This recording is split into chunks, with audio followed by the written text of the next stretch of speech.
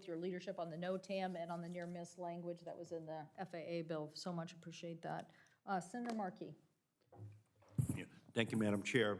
Administrator Whitaker, today I just want to thank you for the work you've been doing. I've been impressed with the speed and the aggressiveness with which the FAA has responded to Boeing's safety crisis, and I wanted to thank you for your leadership.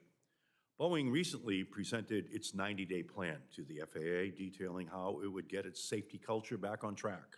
The plan looks extensive, but we know that Boeing's safety problems are deeper than missing bolts and poor documentation. The problem is the lack of a safety culture, a culture that was eroded by decades of profit-driven decisions. Administrator Whitaker, do you agree that Boeing's plan must have buy-in from everyone in the organization, especially the employees designing and building the planes? I do agree with that, yes, sir. I agree with you. And in that case, in drafting its 90-day plan, do you know whether Boeing consulted the unions representing the engineers and machinists doing this work? I don't have specific information on that. I believe that they have, and I know that we've had conversations to get that frontline feedback.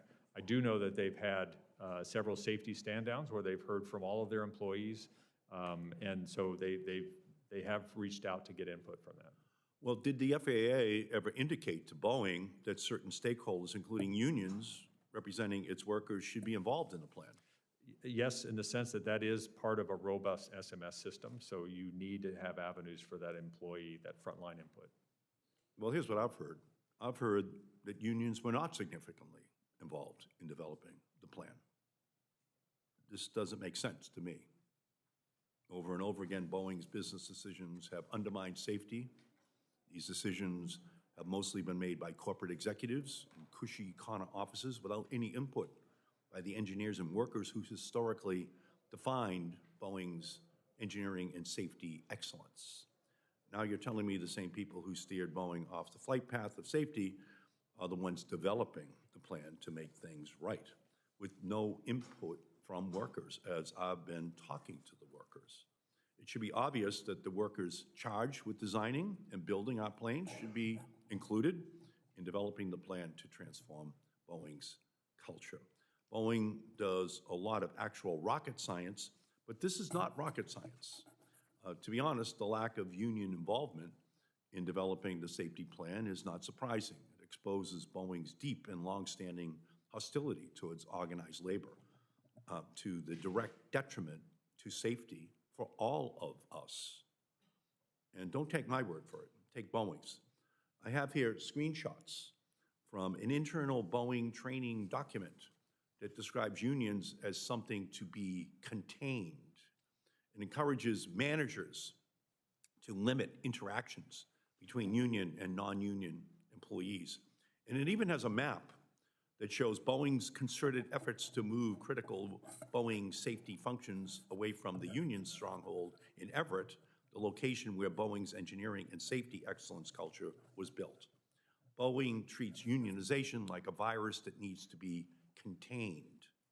Now, the company is surprised when employees fear they lack protection from retaliation when they stick their neck out on safety issues. Boeing is surprised that a culture of trust has been eroded across the organization.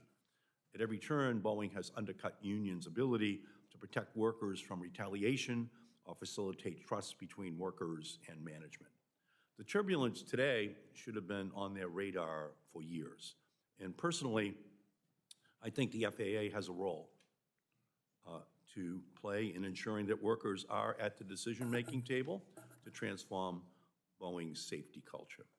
So, Administrator Whitaker, as the FAA oversees the implementation of Boeing's oversight plan, can you commit to ensuring Boeing's unions have a voice at the table during the planning process?